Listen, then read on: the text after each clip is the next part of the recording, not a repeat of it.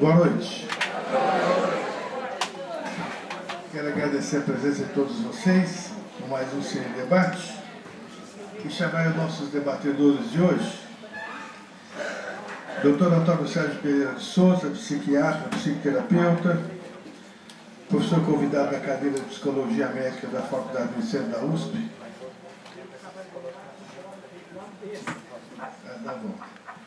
E Dr. Ezequiel Gordon, médico psiquiatra, formação de psicanálise, atua em consultório no Hospital 9 de Julho, onde ele coordena um Cine Debate também às quintas-feiras, é isso, à tarde, é isso? O Cine 9, uma vez por mês. Foi também professor convidado da cadeira de Psicologia Médica da Faculdade de Medicina da USP. E são dois debatedores já conhecidos da mesa. Vou passar então a palavra para o Antônio Sérgio, depois Ezequiel. Boa noite. Obrigado, Vilma, pelo convite. É um prazer estar aqui.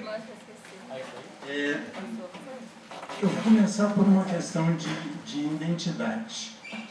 Então, eu estava imaginando uma situação hoje de manhã, quando eu vou olhar no espelho, e para fazer a barba, evidentemente, e de repente levo um susto. Tem um rosto ali que é muito parecido com o Brad Pitt.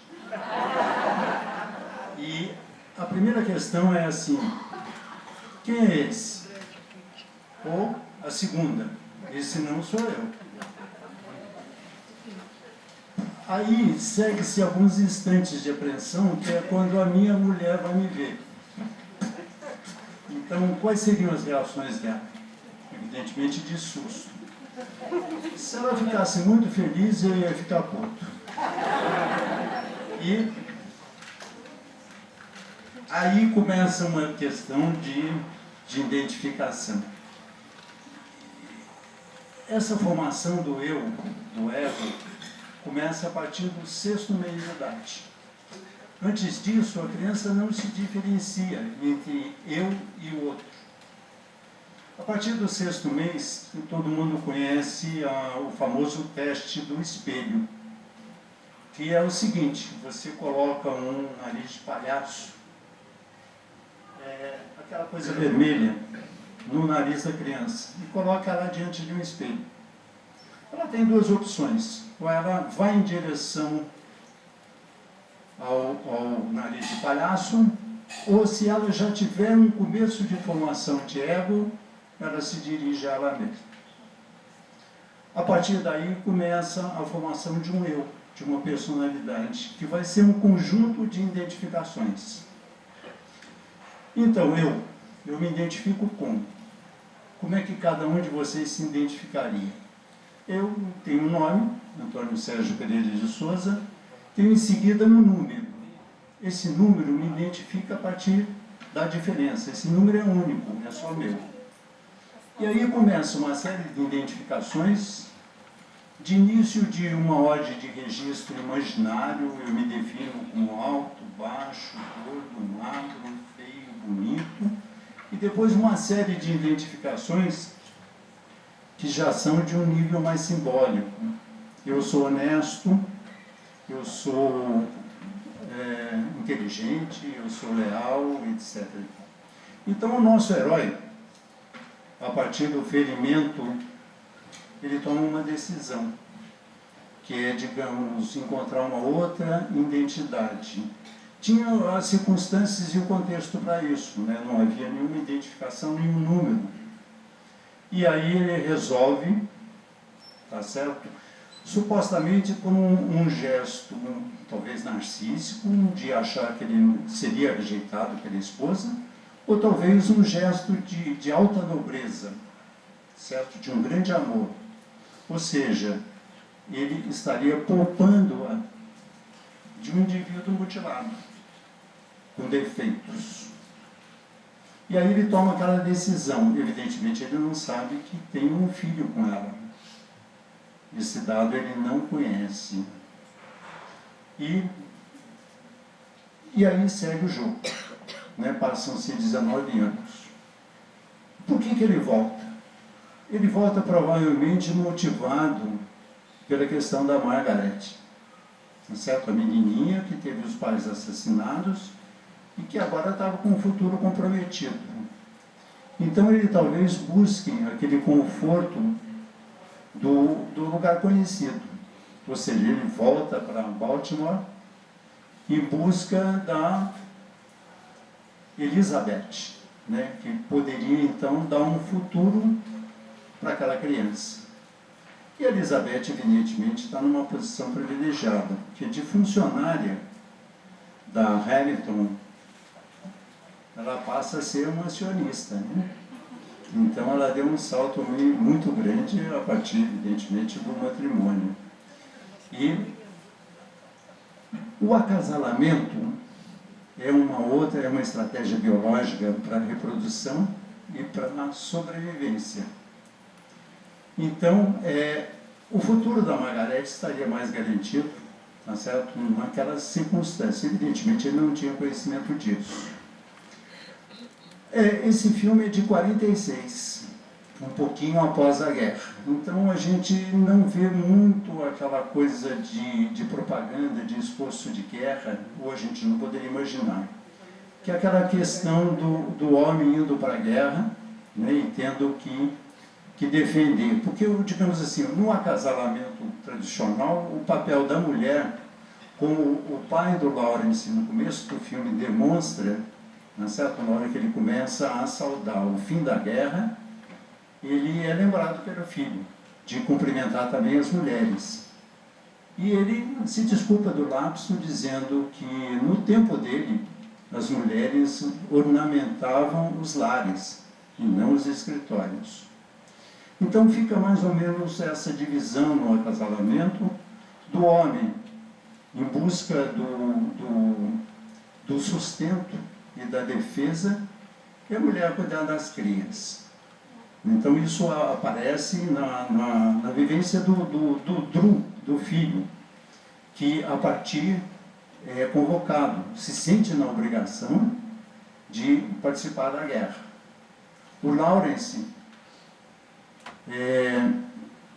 meio que se desculpa no começo do filme, dizendo que, embora não tenha laços de família, ele gostaria de participar da guerra. A questão da guerra são outras identificações, que é, digamos, os americanos, os nazistas, os austríacos, e a guerra começa a partir da invasão da Polônia, que naquele momento começa, não sei se já é anunciado ou não, mas começa a acontecer. Então, o Drew se sente na obrigação de, até mesmo a partir de outra identificação, que é a inglesa, se alistar na Força Real Britânica e não na americana. Então ele se sente, de alguma forma, responsável por ter que participar de uma guerra que ainda nem começou.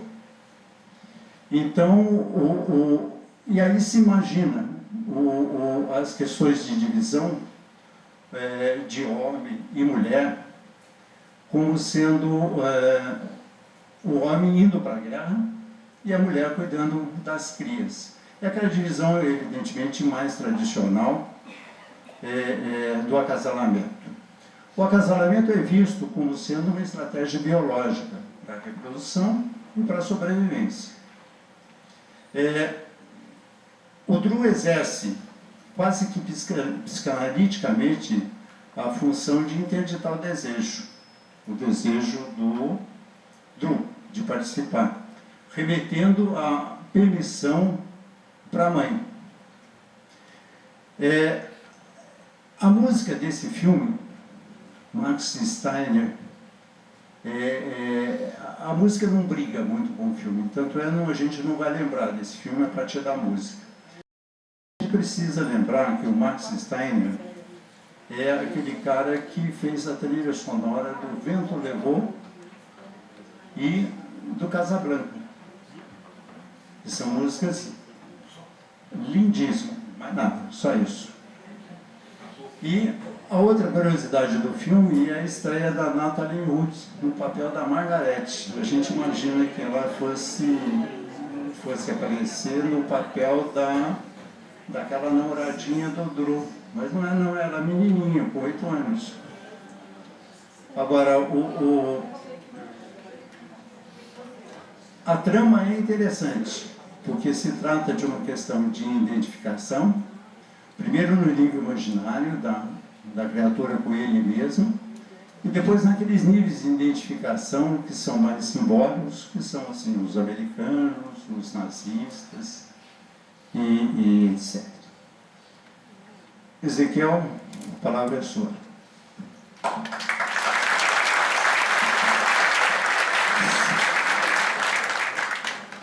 Bom, Ezequiel, antes de passar, eu vou sortear pelo menos 2 brindes aqui já.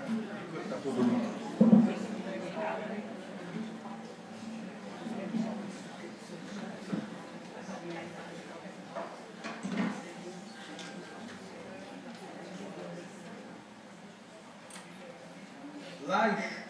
Laixu e Lai, coisa assim.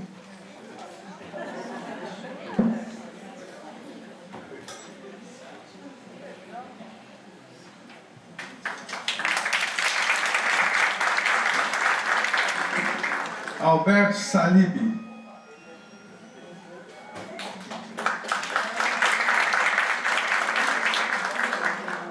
Você já tem esse? Não, eu...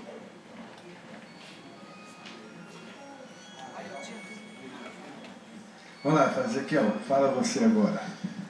Bem, boa noite, muito obrigado por me receber novamente aqui. Para mim é um prazer muito grande sempre estar com vocês. Rever aí, você fala seu nome, Antônio. Ninguém conhece. Você é um cachoeiro, esse é o seu nome.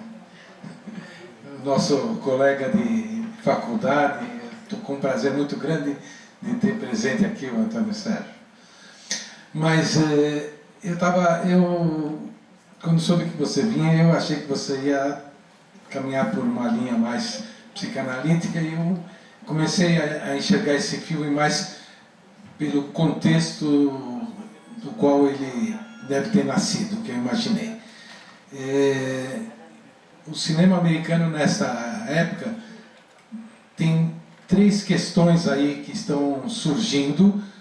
Primeiro, a questão da propaganda para a guerra, um pouquinho anterior a este filme, né? Houve os filmes de propaganda para que os Estados Unidos entrassem em guerra ou para que não entrassem em guerra, né? E depois, logo depois da guerra, tem os filmes que vão falar principalmente sobre a questão da Guerra Fria, que eu acho que aí tem uma questão muito, muito ligada. Nós temos uma história dos Estados Unidos nesse filme. Quem de nós ouviu falar em Tom Paine, em todas essas situações aí citadas, aí, a outra citação que o menino falou, são figuras da independência dos Estados Unidos que fizeram a Constituição americana. Tom Paine era um britânico que migrou para os Estados Unidos, fez parte da independência dos Estados Unidos. O outro que me fala agora o nome dele, aquele que fala me dê a liberdade ou me dê a morte, né? O menino repete, é uma citação, ele era um político do norte-americano. Então é uma aula de história. O discurso do pai do Lawrence, né, fala, nós vencemos aqui as três datas que ele cita, né? 1860 e pouco, que é do Lincoln, que foi a vitória do norte sobre o sul, da indústria sobre a agricultura, né? Que teve também a questão da liberdade para os negros, mas o importante era a vitória do norte para o sul. A de 1898, que é do Mackinley, presidente dos Estados Unidos, que fez a guerra contra a Espanha, conquistando Porto Rico, as Filipinas e tirando Cuba da esfera da Espanha.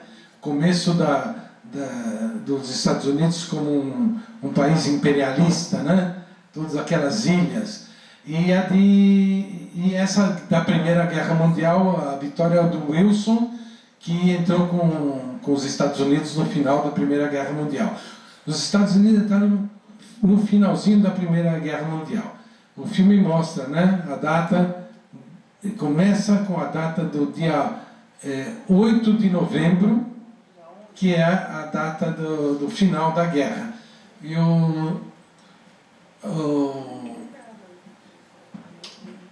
digamos assim, o John Andrews teria morrido menos de uma semana antes do final da guerra.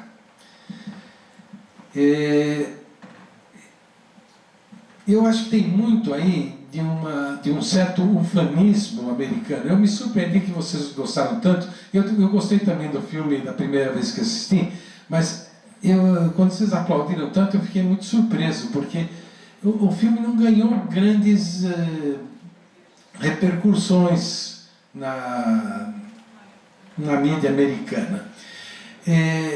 O diretor do filme, nós estamos em 1946, esse filme. Em 1947 se instala a comissão do Congresso para assuntos anti-americanos, a caça aos comunistas, a segunda que eles chamam de Red Scare. Red Scare é o medo do vermelho. Já tinha havido um no começo no final da Primeira Grande Guerra Mundial, quando surgiu aquele negócio da Revolução Soviética e houve uma certa polêmica nos Estados Unidos, os sindicatos e tudo mais. E agora, essa época do filme é a segunda Red Scare, que desembocou no que a gente chama do macartismo de 1950. Então, me parece que o diretor, mais ou menos imaginando essas coisas, sentindo que estava próximo essa caça, né, às esquerdas lá nos Estados Unidos naquela época, colocou uma série de situações do filme muito interessantes da história americana, exaltando a independência, as ideias americanas, né? Mas ele não escapou de ser chamado na comissão. Ele foi chamado dentro de um grupo chamado dos 19 de Hollywood, que foi um pessoal que se negou a dar nomes de pessoas, e ele foi mandado ao exílio dos Estados Unidos. Por isso a gente não conhece muito a filmografia deste diretor, né? Ele teve que fazer os trabalhos dele fora dos Estados Unidos. Eu acho que então esse filme ele tem um aspecto político propagandístico do modo americano de ser, né? Agora, do ponto de vista quando você fala, Cacho, sobre uma guerra que não começou agora, a guerra já tinha começado. Acontece que os Estados Unidos não estavam na guerra. Não começou nos Estados Unidos, começou por Canadá, porque o Canadá pertencia à comunidade britânica. Então o Canadá estava em guerra, os Estados Unidos não. Então a ida dele à RAF era o jeito de participar da guerra. Eu acho que nesse filme tem muitas questões assim ligadas a repetições, sequências e reparações. É muito interessante no final do filme, eu estava me dando conta agora, assistindo desta vez, que o nosso Kessler, ele repara uma falha, uma falta, quando ele consegue fazer com que o filho, quando ele consegue fazer com que a mãe permita que o filho vá para a guerra, uma falha que ele cometeu com a esposa, quando ele, de surpresa, tá de uniforme e não tinha avisado nada para ela, né? Viviam tão bem nas tardes de outono lá ele não falou uma palavra. Ela até quando viu de uniforme, falou: o que você quer que eu diga? Não tem mais tempo, né? Já está resolvido. Eu acho que essa falta ele repara no fim do filme através do próprio filho dele. Outra coisa é a história da menina, da Margaret. Foi esse o primeiro, como o Cássio falou, foi o primeiro filme que aparece o crédito da Natalie Wood. Aos 2 anos antes, ou 3 anos antes, ela tinha participado de um outro filme, mas não tinham sido dados créditos a ela. Ela tem uma frase do Kessler, do John Andrews, que ele diz que o filho é a continuação do pai. E, na verdade, é assim que a menina seria a continuação do Dr. Ludwig. Agora, eu até perguntaria, vocês provavelmente vão perguntar uma série de coisas, eu perguntaria, eu não entendi muito bem, quando ele está primeiro, como é que ele foi pego na Áustria. Tem uma hora que aparece a papeleta do médico, né? Quando ele está na cama, aparece escrito em alemão e de repente se transforma em inglês. Vocês notaram isso? Alguém notou? Está em alemão, de repente parece que está em inglês. É interessante, talvez, a ideia da transformação de identidade que você tinha pego muito interessante. Ou, por exemplo, outro exemplo é quando a menina é chamada de Peggy, a Margaret. Ela é chamada de Peggy e ela fala: mas a minha mãe me chamava de Gretchen. Ela vai ter que mudar da Gretchen da Áustria para Peggy dos Estados Unidos, né? Alguma coisa de novas identidades, não só o John Andrews como o Kessler, né?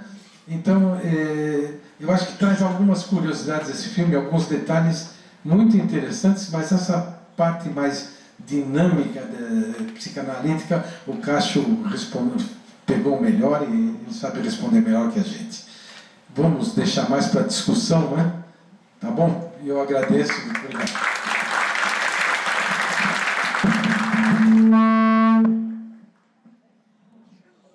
Bom, quando eu escolhi esse filme, eu realmente gostei muito desse filme. Achei a trama muito inteligente. Ele começa trazendo cada um de um lado e aos poucos vai fechando a cena, como se montasse um quebra-cabeça muito interessante. Ele vem trazendo coisas de fora das pessoas, da vida das pessoas, até chegar à essência das pessoas. Achei muito rico a construção desse filme. E eu diria então que é uma trama muito interessante, com diálogos muito ricos, muitos diálogos assim longos e com reflexões importantes, e um clima que ele cria, que na verdade eu não sei se ele é um romance, um drama ou um suspense, porque a gente fica o tempo todo ali sob tensão, esperando o que vai acontecer, etc. Ele fala muito da negação da emoção, né?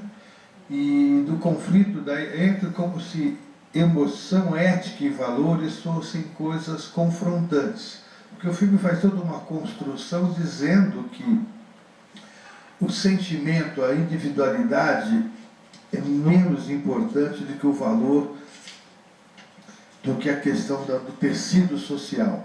E é realmente, como o Ezequiel falou, uma apologia ao American Lifestyle, ao jeito americano de viver. E eu vejo como um subproduto, é mais ou menos como preparando a próxima geração para a próxima guerra. Porque valoriza o heroísmo, a abnegação do seu sentimento, do amor por alguém, do individualismo, pelo coletivo, a ponto do jovem querer morrer na guerra que nem é dele ainda, né? Na guerra ainda não começou nos Estados Unidos, né? Então tem muito essa coisa da família margarina, que é certinha, né? Tudo certo, e E assim está sempre o conflito entre a emoção, o desejo e o certo a se fazer. Então você pode pensar assim, a diferença entre o que as pessoas querem, o que as pessoas devem ou podem querer. E a mensagem é, as pessoas devem e podem querer aquilo que é certo e que é determinado de fora para dentro. Não é determinado de dentro para fora, como é o normal do ser humano ser na verdade. Fica uma questão interessante de se perguntar o que é o amor. Né? O nosso McDonald's, que virou depois o Kessler, ele ama aquela mulher, aquela coisa que ele suporta, ele não... A gente fica assim, fala logo, cara, né? Fala logo. E ele chega a admitir, depois desfala de novo tudo, né? E aí vão dizer que ela está louca, né? Mas o fato em si é que essa negação do desejo do indivíduo em prol do coletivo. Então ele faz uns conselhos, mas se ele voltasse, ou se eu voltasse, ia estragar 20 anos de história, de lembranças que você tem, um marido, 2 filhos, etc, etc. Então você muito assim um senso de responsabilidade social acima da emoção. Que eu entendo que é muito desse valor que os americanos estimulam muito e que é o jeito de se fazer. Né? Agora tem uma coisa também importante. No último discurso que ele faz para ela, ele fala assim, você que está querendo reeditar a sua vida, você no fundo está infeliz e está querendo que o marido volte. Né? E aí reforça mais uma vez o conflito, quer dizer, ela tem a vida, tem um casamento certinho, um bom marido, que ela não gostava, a princípio, que gostava muito dela e que a convenceu a ficar com ele de alguma forma, com atitudes de honra, de valor, de super responsabilidade, adotando um filho que não era dele, e vendo nela uma pessoa assim, tá? Então, sempre no sentido de muito valor, muita moral, coisa assim. Então, na verdade, ela não amava. Né? E o cara era tão apaixonado por ela que tá bom, tudo vale tudo aí. Né? Mas no fundo ela viveu uma vida socialmente perfeita, mas estava solitária. Na verdade, a verdade é essa. O próprio filho fala uma hora, meu pai está sempre ocupado, não tem como conversar com ele. Então mostra que havia uma solidão coletiva naquela família. Então no último discurso, o Kessler mostra para ela isso. E aí ela se convence a deixar o filho para a guerra. E aí eu vi, estão programando os caras para morrer na guerra da Coreia, que viria depois, e viria depois a guerra do Vietnã. Está preparando as pessoas para continuarem morrendo em nome dos outros. Essa é uma coisa que a gente tem que repetir bastante, criando as pessoas para não terem desejo próprio. Né? O teu desejo não deve ser valorizado, deve ser valorizado o que vem de fora para dentro, para ser perfeito, honrado e assim por diante.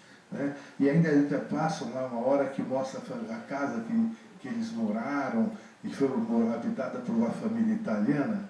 Eles estavam lá da família Spumoni, né? Spumoni, que eu achei que foi uma gozação. A família Spumoni, ou não sei o que, Loni, foram 2 nomes ali. E assim, então, mudaram porque acho que não cabia mais de tanta gente que tinha, coisa e tal. Deram uma tirada de sarro dos italianos ali, né? Era uma brincadeira italiana.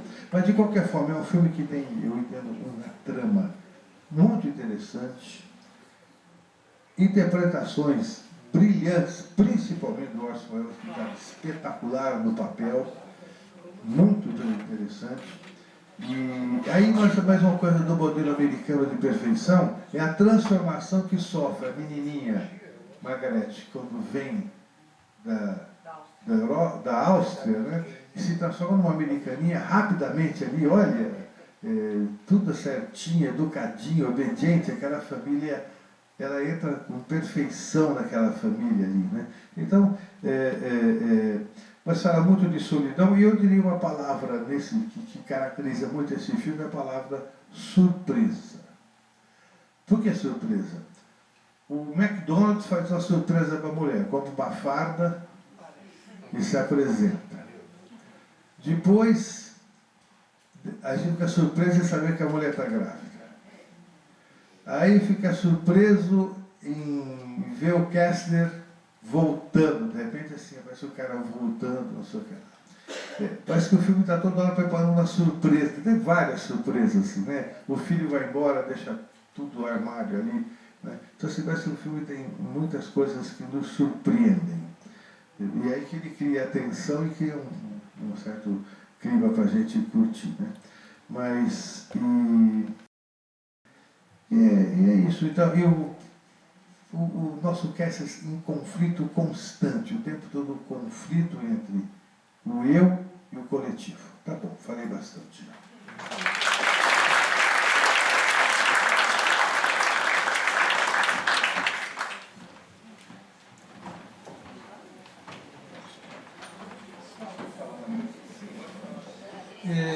Eu queria também, dois aspectos me ocorreram aqui do filme que acho interessante. Primeiro, eu ouvi, é muito interessante, estamos aqui, o Antônio Sérgio, você, eu, e o nosso timoneiro lá, Arthur Kaufmann, né? Ali na plateia. Nós somos um grupo... Cadê, Arthur? Alguém perguntou, cadê aqui? Está lá o Arthur. Nós somos um grupo que trabalhou a questão da relação médico-paciente, e tem uma cena, aquela cena dele sendo tratado pelo Dr. Ludwig, eu achei muito interessante, porque no começo ele falava assim, para mim você não é um homem, você é a humanidade. Eu pensei num dito do Talmud, que é um dito muito interessante, que quem salva uma vida, salva o mundo inteiro, né? Eu achei que era isso que ele estava falando, mas o jeito com que ele falava vai contrário a tudo que nós tentávamos ensinar em termos de relação médico-paciente. O Dr. Ludwig não dava muita moleza, ele falava, eu sei que eu estou definitivamente, é isso mesmo, mas a minha opinião não é muito assim. Olha, você para mim, mas eu quero morrer, eu quero morrer.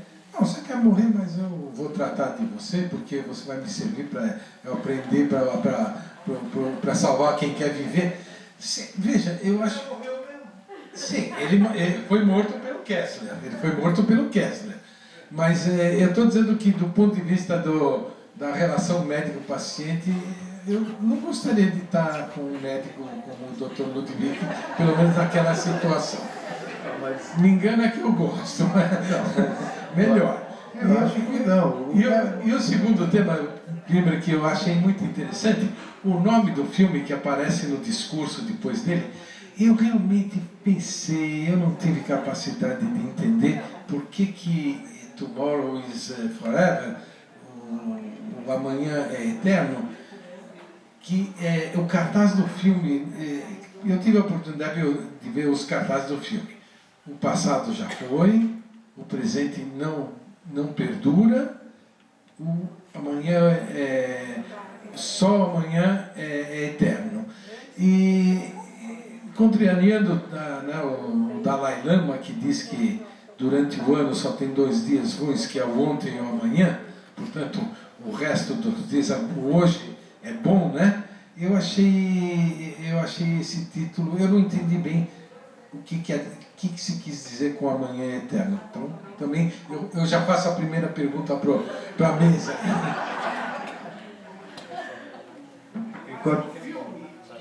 O microfone aqui, levanta a mão para o microfone.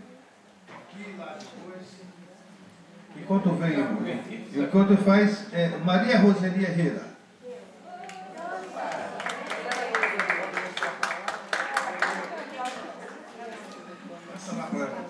Passa lá para ela.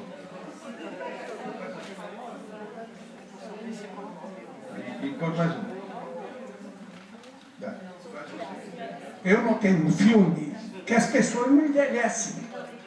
Ela, antes de casar, esta mesma fisionomia, a mesma beleza de quando 21 anos depois. O diretor não se preocupou com maquiagem. E ela, Tali Odin, é a única atriz infantil que fazia 3 filmes no mesmo tempo. Atuava em 3 filmes no mesmo momento. Aquela coisa, né, que na medida em que a gente vai vendo, vai tendo interpretações diferentes. Então me pareceu muito análogo. Não houve essa preocupação de envelhecer. Eu, por exemplo, quando me assisti todos os dias, eu tive a mesma sensação de eternidade que o diretor compensou a Colbert. Então é um beneplácito para a gente mesmo. Mas o que eu estava percebendo é que a conduta do John vem aparecer já vestido de farda é um tanto análoga quanto a do Drew, né, que estava fugindo do confronto com a mãe e já querendo embarcar. Né? Aí entra a questão psicanalítica do pai como a interdição do desejo. Né? Ele vai lá e interdita o desejo do Drew e o remete para a mãe, né, para que ela permita. São detalhes do filme que a gente só pega depois, né, na medida, porque esses filmes com esse discurso parental de ir para a guerra não é uma coisa muito simpática, pelo menos para mim. Em questões políticas, por exemplo, a gente sabe que a forma de união de um grupo, qualquer que ele seja, é um inimigo externo. Então, na medida em que a gente elege inimigos externos, o grupo se alia. Por exemplo, tem uma brincadeira aí estranha, não é certo? Na fronteira da Colômbia com a Venezuela. Então, me parece que isso poderia ser até uma estratégia, não é certo? Do governo venezuelano em criar um inimigo externo, que parece que é o discurso constante deles, né? Em termos de uma união. A gente, em função de guerra, teve a experiência da Argentina, na época da ditadura, né, invadindo as Malvinas. Então, essa eleição de inimigos poderosos externos, me parece que é sempre uma estratégia política da gente passar por cima de conflitos internos. Então, me pareceu isso a partir do discurso do Ezequiel. Agora, a questão de identidade é uma questão não grave. Vocês viram que o Ezequiel não conseguiu me chamar de Antônio Sérgio um montão de vezes. Ele me chama de Cacho. Cacho é o meu apelido de faculdade. A gente se conhece há 51 anos. E provavelmente ele me conheceu como Cacho. Então, ele toda hora ele se engana e me chama Cacho. Teve recentemente a questão da identidade, né?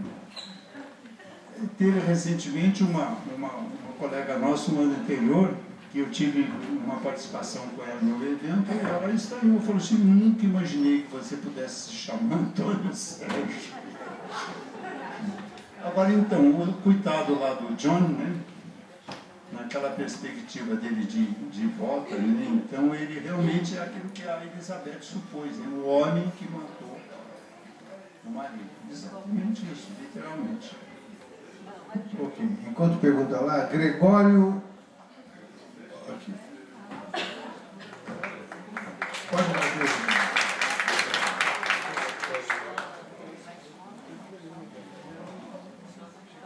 Bom, é uma curiosidade cinematográfica aí. Casablanca e esse filme não tem só o Max Steiner em comum.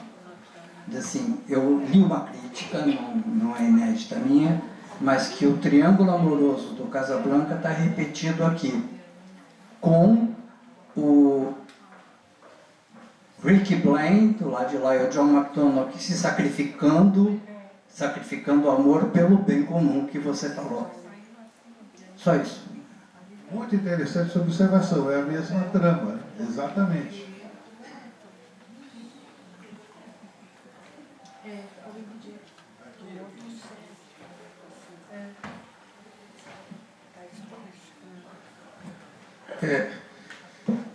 Me chamou a atenção essa história do bem comum, né? De pensar até que levando-se guerras, né? Baseado nisso, elege um inimigo. E eu acho que isso daí é uma coisa bem masculina, né? Quer dizer, o masculino vai conquistar o território, então ele identifica o não da mesma espécie, então vai combater. No ser humano parece que acontece muito parecido, né? E a mãe, então, sofrendo ali no filme, não querendo o filho para a guerra, então o sentimento dela é totalmente contrário, né? Não querer essa história dela deixar o filho dela se matar, né? Que também é uma coisa da preservação da prole, da espécie, remete a isso, né? Mas é que o masculino, ele é muito assim, né? Conquistador, de espaço, coisa e tal. E a mãe também faz o cuidado da espécie, só que cuidando, né? Mais no cuidar do que eleger o inimigo lá para matar, né? Então esse ideal de comportamento, de honra, de honradez no comportamento social, ele é muito masculino, no meu entender, né? Quer dizer, não só se aplica esse filme, mas até situações reais que a gente vê na atualidade acontecendo, eleger um inimigo, né? E para unir um grupo lá. Então isso, para mim, chama bastante atenção. O mundo realmente é extremamente machista, as mulheres queixam-se disso, né? E com razão, né? Porque a tecnologia masculina, então, amplia o sentimento masculino. Então você vê coisas demasiadamente masculinas. Uma moto passar a 300 km por hora, quem está em cima é um homem.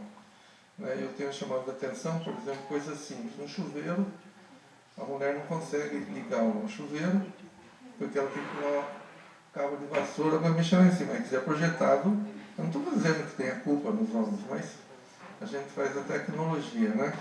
Vai trocar o pneu de um carro, a mulher não consegue trocar o pneu, porque ela liga aquele motor de 400 cavalos com um clique. Mas na hora de trocar o pneu, o carro custa 250 mil, não consegue trocar um pneu. Quer dizer, é o mundo, a tecnologia refletindo o interior masculino. Então, a honradez desse filme, os jovens indo para a batalha, defender lá o grupo deles, eu acho que é realmente uma coisa masculina, e as mulheres sofrendo. Então eu acho até remeto que as mulheres necessariamente deveriam ter 50% das câmaras legislativas do mundo afora para mudar, porque senão nós vamos nos destruir sozinhos, porque não tem mais onde ocupar o planeta já está ocupado. Né? Obrigado. Ok, se o mundo fosse governado por mães, nós não teríamos guerra. Todo valor às mães. Eu sou francamente adepto à mãe que fica brava, que como uma cadela, no melhor sentido de ser cadela, rosna quando surge a violência contra a cria. Né? Eu acho que esse é o feminino que precisa ser resgatado na sociedade, porque o instinto de preservação da mãe evitaria as guerras. Né? A guerra não é uma coisa feita por mães, embora a maioria das guerras sejam feitas por homens por causa de mulheres, mas não por causa de mães. Bom, só dando uma parte aí, Goldmeier foi primeira-ministra em Israel e teve muita guerra. Sim, algumas não tiveram, mas eram mulheres que não davam, ela, tantas outras. Mas eu quero colocar o seguinte, é o instinto da mulher mãe, né? Que não nega a maternidade. Essa é a diferença. Bom, o que eu queria estar levantando é o seguinte, eu achei um filme onde se exalta o desamor e o egoísmo. Primeiro ele resolveu que ia para a guerra, acabou. Eu sou o mais importante, eu quero ir, acabou. Não levo em consideração nada. Quando teve o problema lá eu quero morrer, o médico, o doutor inclusive dizendo sobre a esposa, sobre o amor, sobre possível família, sobre isso. Não, eu não quero, porque eu não vou me gostar e não quero. Ele não pensou, eu vou dar problema para ela. Eu não quero, não quero. A mulher, na medida em que ela aceita, ela não gosta não do McDonald's, né? Ela gosta do McDonald's.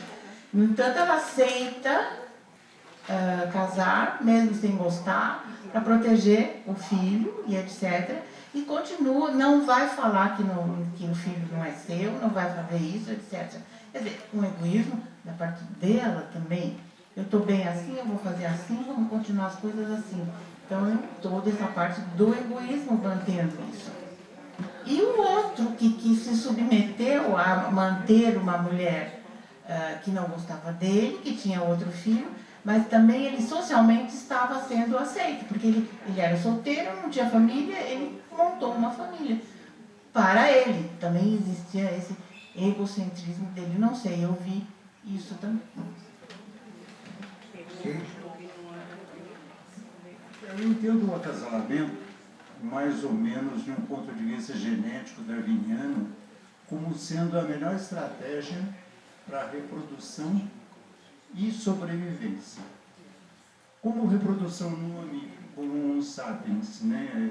Estamos na fase de um filho, 2 filhos, não mais de 10, 12,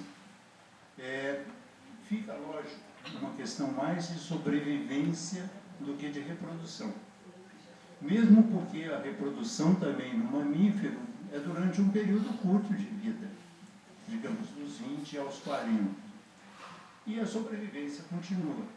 Então aquele movimento do Kessler em voltar para Baltimore era aquela tendência em buscar, tá certo? No modelo de acasalamento, uma proteção para Margaret, que ela estava eternamente com ele, provavelmente era grato ao Ludwig em todas as mazelas de relação médico-paciente, e então ele se propôs a dar esse futuro para ela, a partir dessa noção que eu acho que é biológica, não é de um construto tanto social.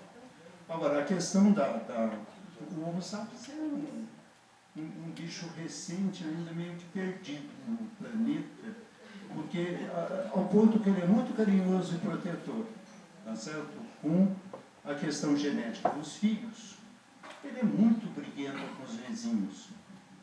Então, na medida que deixam de ser nômades e passam a ser sedentários, e começa o conceito de propriedade e a questão agrícola, né, o agronegócio, vai se limitando a essas questões de identificações a partir de localizações geográficas que são chamados países, e aí começa uma complicação, que é a questão da sobrevivência. Que então a gente espera que, ao longo do tempo, as guerras, em vez de serem feitas como aquela sanguinolência da Primeira Guerra, passa a ser aquelas mortes súbitas de bomba atômica da Segunda, e agora talvez a coisa evolua para uma questão só de tarifas, né? Como é a atual guerra comercial entre China e Estados Unidos. Acho que talvez isso seja uma evolução. Se bem que essa guerra comercial a gente não sabe também o quanto ela poderá gerar de vítimas, né? É uma questão. Eu estou na fila das perguntas, posso fazer? Eu achei interessante a observação do Sr. Gregório sobre a figura da atriz principal, meio eterna, né? Todo mundo observa as pessoas mudando, envelhecendo, o menino virando homem, o marido envelhece nitidamente, e ela não envelhece.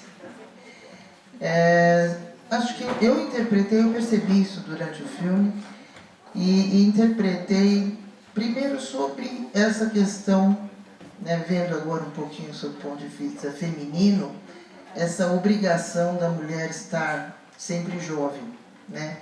Sempre atraente, bonita, não lhe dando às vezes o direito de envelhecer.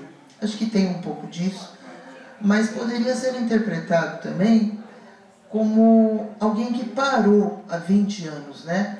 Como eu fiquei até meio surpresa quando eu vi ela de novo cutucar naquilo tudo, porque achei que ela estava bem, né? Pode ter feito uma crítica, olha, ela não gostava muito dele, etc. Mas ela estava super fragilizada, o cara gentil. Ué, why not? Quantas relações são baseadas em conveniências, né? O que é, de fato, se desesperar de amor? Então, eu vejo, mas vi ela como alguém que paralisou num certo tempo. E por isso talvez ela não tenha mostrado esse envelhecimento. Eu queria também fazer uma observação sobre o que eu achei, as duas intervenções sob o ponto de vista psíquico diante do sofrimento. Uma que foi aquela situação dele doente, dizendo que queria morrer.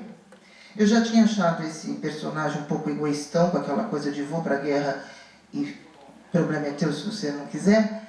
Mas depois, quando ele se mutila, por que ele não quer voltar? Ele não quer voltar porque o orgulho dele não lhe permite vir fracassado, vir mutilado.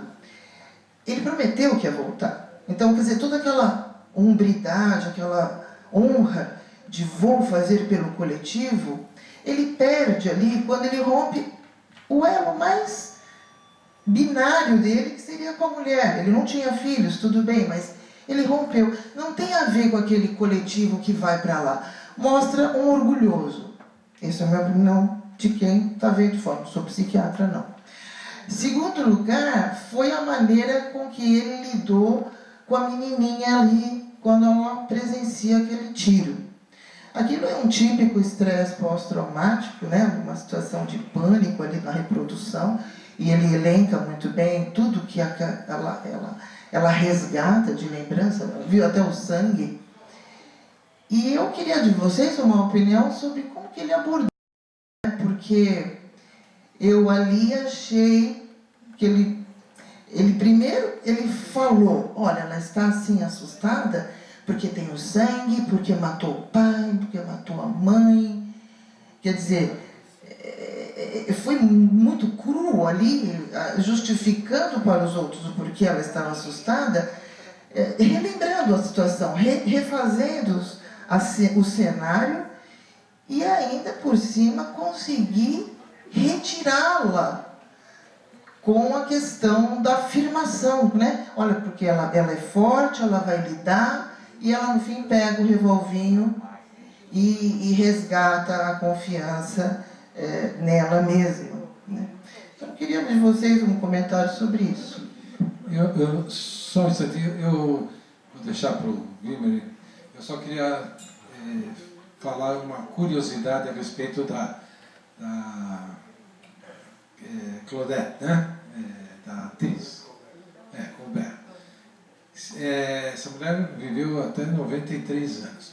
Mas se ela fosse viva, hoje a gente ia estar cantando parabéns para ela, 116 anos, porque ela nasceu no dia 13 de setembro. Então hoje é aniversário dela. Eu entendo o medo como uma emoção adaptativa que é muito importante para a sobrevivência. O medo aparece já no cérebrozinho pequeno dos répteis e vai evoluindo. Quando chega na gente, como a gente tem a capacidade simbólica, a gente tem essa possibilidade de prever o medo. Esperar pelo pior não é uma coisa tão ruim. Agora, há toda aquela ideologia de que medo é ruim, de que o medo tem que ser enfrentado, que não se tem que ter medo. E eu acho que é isso que permeia um pouquinho aquela cena, em que ele faz uma técnica que a gente poderia chamar de dessensibilização progressiva e faz com que ela provoque o estudo e perca o medo. E milagrosamente ela perde. Mas a questão da memória, principalmente no transtorno de estresse pós-traumático, não é tão simples assim. E o estresse pós-traumático foi estudado a partir realmente das guerras, né?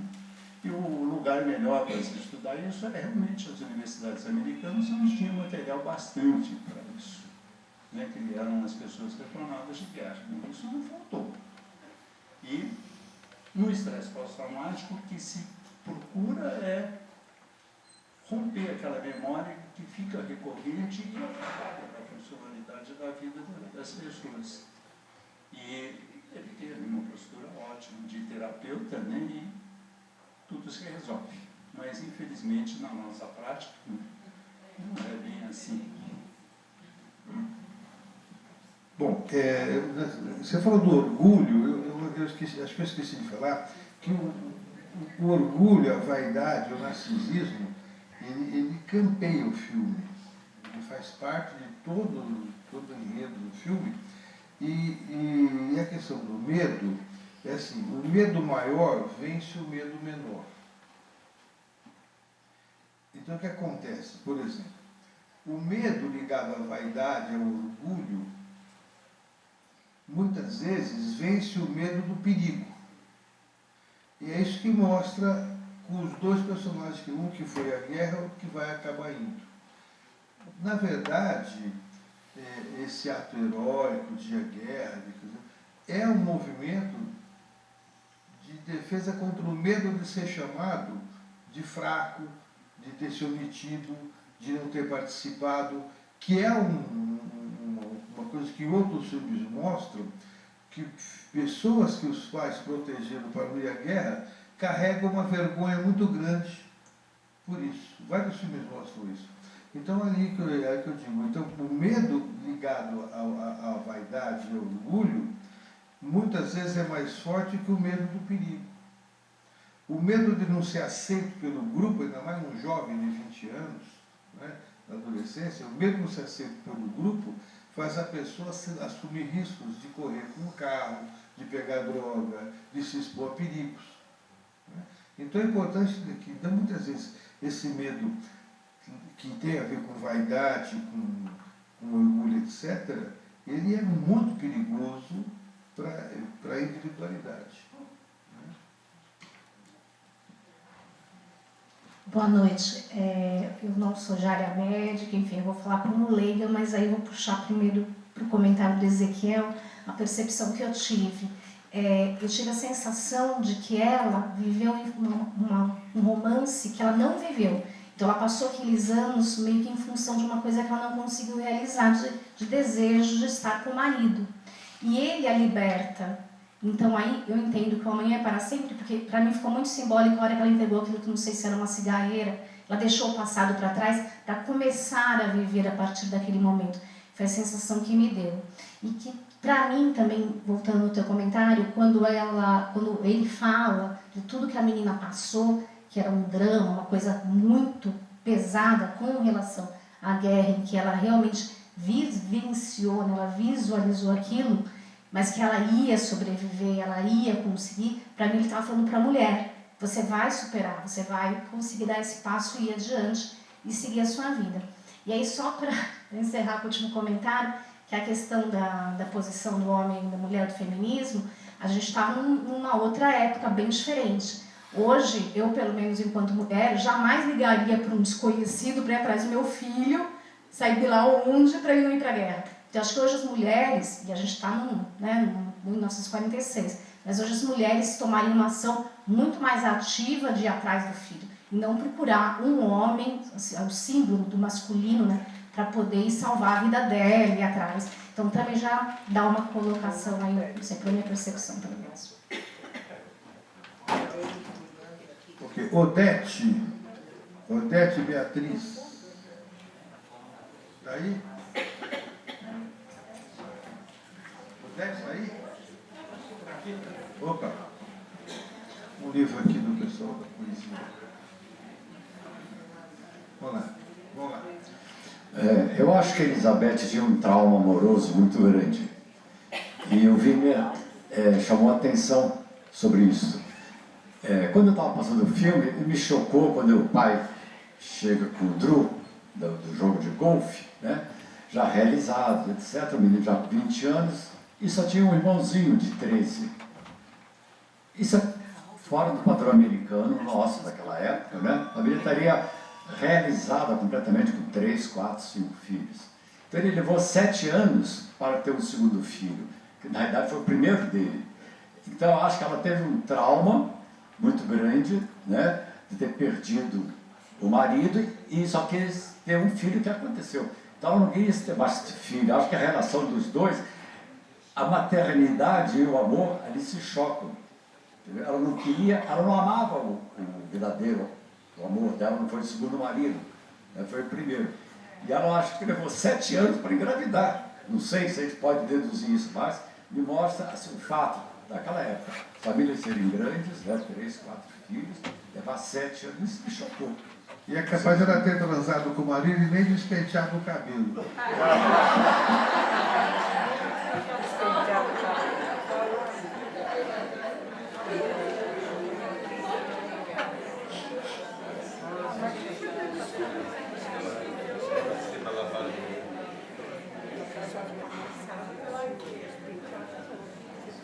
Acho que se o homem tivesse um medo normal, não iria para a guerra. Né?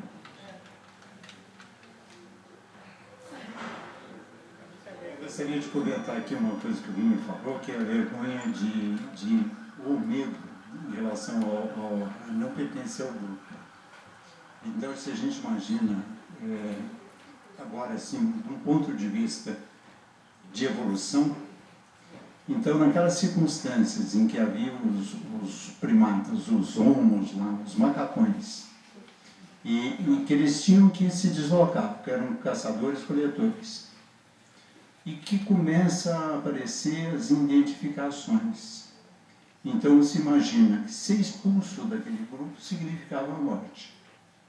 Então, se isso está instalado geneticamente na gente, aparecer bem na fotografia é alguma coisa importante. E é por esse caminho que eu acho que entram os aspectos ideológicos, né, cujas transmissões se faz a partir da família, das religiões, da escola. Então se cria aquela coisa assim, eu tenho que ir para a guerra. E não ir para a guerra pode significar uma coisa pior, ou o que me dá mais medo até do que ir. Mesmo porque há esse também ímpeto agressivo no Homo sapiens, sempre que a gente vê notícias assim, né? A nação corintiana vai se encontrar com a nação palmeirense para trocar porrada em algum lugar de São Paulo. Tem 2 corintianos. Eu torço pelo Juventus. Tem um palmeirense também na mesa. Mas eu observei o seguinte, que o John morreu quando ele estava na cama, que inclusive nem o nome dele revelou, nem a nacionalidade, nada. Quer dizer, ali morreu o John. Ele matou o John ali. E o Kessler, depois que ficou perdido, encontrou aquela criança e tal, passou a cuidar da criança, e despertou nele um sentimento humano quando ele conheceu o filho. Ele reviveu, ele passou a ter o sentimento de pai, a responsabilidade de pai. A vida dele naquele momento, ele já mudou demais. Ele conheceu o filho verdadeiro. A terceira coisa que eu queria colocar, que todo o tempo ele conseguiu administrar os seus sentimentos de uma maneira que em nenhum momento ele deixou transparecer quem realmente ele era. Ele descobriu, reencontrou a mulher, tinha esse sentimento, o sentimento de pai dele era maior, o sentimento de pai era maior, que ele passou a querer administrar o filho, né? Mas sem deixar alguém entender quem era ele, né? É um sentimento muito forte de pai que eu notei. Viu? Imagina um cara ver o filho dele ali e não falar e não abraçar. O italiano não aguentava isso, tinha que ser americano. O italiano não aguentava. Esse filme não serve para italiano. Eu queria deixar um desacordo aí um pouquinho, Eu tive primeiramente eu tive essa impressão, que o Kessler matou o John Andrew, né? Mas eu acho que ele não morreu totalmente, porque, do contrário, as memórias dele, aqueles momentos de choque que a gente vê no filme, quando ele vê a mulher na escada, quando ele vê o filho, e aquela cena final do filme, por que ele teria guardado a cartinha, a carta de amor, e a cena final do filme que essa carta se queima, mas não totalmente, tem uma parte da carta que não está queimada. Eu acho que tem alguma coisa aí que diz que não é totalmente morto. Ficou sem som aqui, não sei. Realmente ele não matou totalmente. E a carta, aquela cena final da carta ali, eu entendi o seguinte, que para ela ele morreu aqui, naquela hora. Um pouco antes, quando ela volta, ele está morto. Ela não se preocupa mais com isso. Sim, mas veja, Wilmer, é muito interessante a foto final do filme mostra a carta queimada, mas com uma partezinha íntegra. Para ela ele morreu porque ela nem foi ver a carta, nem procurou nada dele, não procurou saber nada dele. Mas nós vimos. Nós vimos. Mas eu acho que ela se libertou quando ela entregou a cigarreira para a tia. Sim. Beleza, pessoal. Tem alguém mais para perguntar? Tem alguém com o microfone na mão já aí? Não. Beleza, eu quero agradecer a presença de vocês, palmas para os nossos debatedores.